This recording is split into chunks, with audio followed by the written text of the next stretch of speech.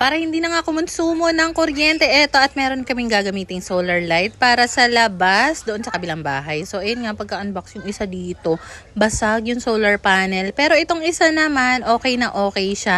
So included na rin pala dito yung mga screw, remote control, even yung battery na gagamitin sa remote control. So itong pinili ko nga pala, 1,000 watts, and ipagkakabit mo nga lang itong kordon para sa ilaw at para na rin sa solar panel. After mapagdugtong yung kordon, kita mo nga may indicator na dito na nag-charge na siya kasi hodang hindi pa naman tapat na tapat yung panel sa araw. So ayan, na talagyan na rin ng battery yung remote at kita mo naman, dalawang ilaw na nga agad yung automatic na nag-on, even though yung isang panel hindi pa connected sa ilaw at may basag na. Maliban nga pala sa 1,000 watts na solar light, meron din namang mas mababang watts nito, gaya na lang ng 150 watts, 600 watts. Pwede mo ngang itapat itong mismong ilaw either sa labas or sa loob ng bahay. So yung link nasa baba or comment section.